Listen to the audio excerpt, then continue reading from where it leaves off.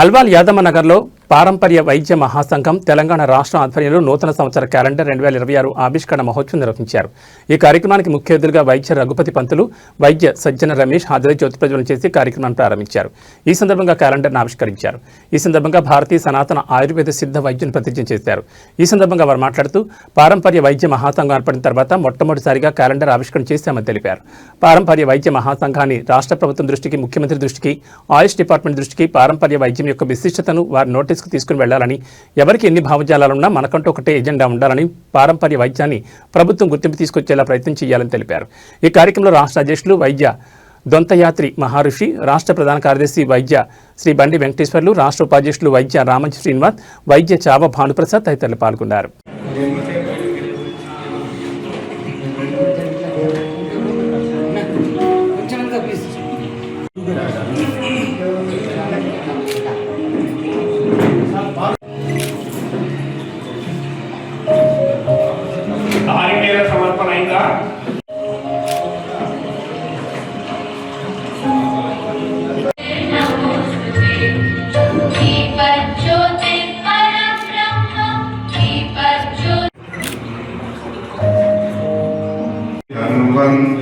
ధన్వంతరమాదిజైవం సురాసురైర్వందితపాదపద్మం లోకే జరారుగ్భయ మృత్యునాశం ధాతారమేశం వివిధౌ జలీనా.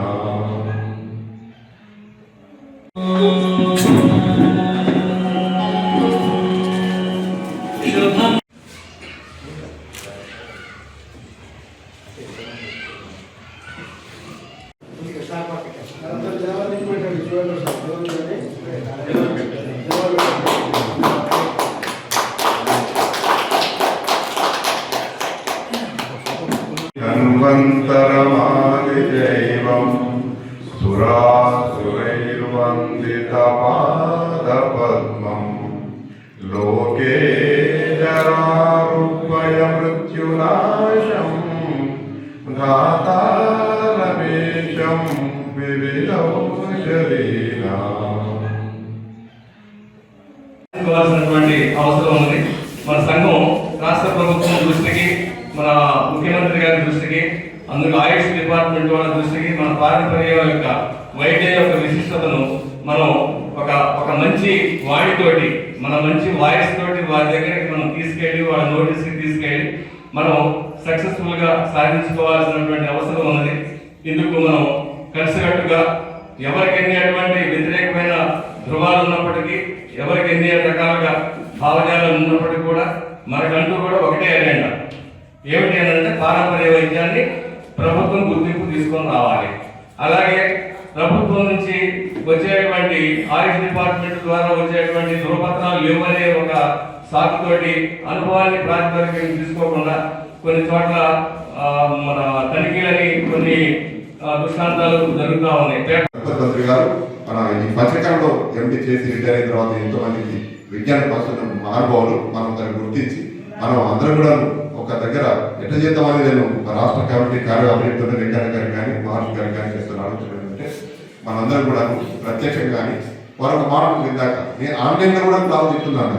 మనకి ఈ రోజు మనం దాన్ని ఆ డిజిటల్ మీడియాను ఉపయోగించుకోవడం ఆన్లైన్లో కొంతకాలం మన దగ్గర శిక్షణ పొంది అవసరపడితే వారిని అందరూ తీసుకొని వారికి సహకారంతో కొన్ని ప్రాక్టికల్ కూడా కొన్ని రోజులు మనం నేర్చుకుంటే కనుక మనం చేసే వైద్యం ఇంకా ఆడిస్తుంది, ఇంకా ముందుకు వెళ్ళగలుగుతాం. మనకు పేషెంట్ల సంఖ్య పెరుగుతుంది. అల్లోపతి పడి కొట్టుకుపోయి లక్షలు ఖర్చు పెట్టే వాళ్ళు ఇప్పుడు మన దగ్గరికి వచ్చి ఇంకా అడుగుతారు కనుక ఈ యొక్క విషయం పైన మన రాష్ట్ర కమిటీ వారు ఆలోచన కోరుతున్నాము.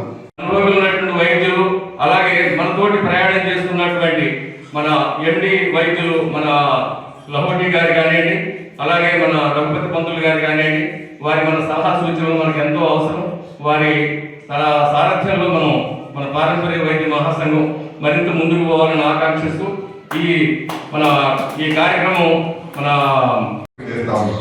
అదే అలపుద్రంగా వైద్యం కనుకుంటే ప్రపంచవ్యాప్తంగా తెల్లవారికి ప్రపంచం అంతా వెళ్తుంది. ఆ వైద్యం ఆ ఇన్నోవేషన్ కానీ, కొత్త కాన్సెప్ట్ కానీ, తర్వాత తెలిసినటువంటి కొత్త వైద్యం కానీ అంటే ప్రపంచం అంతా వ్యాపిస్తుంది. కానీ మన వైద్యం తెలిస్తే కనుక చాలా దాచుకుంటాం. అది దయచేసి అలాంటి వదిలిపెట్టాలి. మనం దాని కొరకే మన సంఘం పెట్టింది, దాని కొరకే మీ సత్సంగాలు. దేని కొరకంటే మన పూర్వీకులకు అందించిన వైద్యాన్ని 10 మంది పంచుకొని రాబోయే తరగతి అందించాలని సంకల్పం చేసిన కార్యక్రమం. చాలా మంది వైద్యులు చూస్తున్నాం మన గ్రూపుల్లో, PVMS తెలంగాణ గ్రూపులో కానీ రకరకాల గ్రూపులలో ఓపెన్ అవుతున్నారు. మంచి సంకల్పం. ఒకప్పుడు ఒక ఆయుర్వేద రైతులు అంటే ఒక పేరు మన మంచి దాచుకుంటారు, ఫామ్ లాసు పక్కన ఎదుగుతారు. అట్లా కాకుండా ఈరోజు అందరూ ఓపెన్ అయిపోయి 10 మందికి అందించాలని ఒక మంచి సంకల్పం కలిగింది ఈరోజు మనకు. ఈ పార్లమెంట్ సంఘం చేరిన తర్వాత అది శుభ పరిణామం.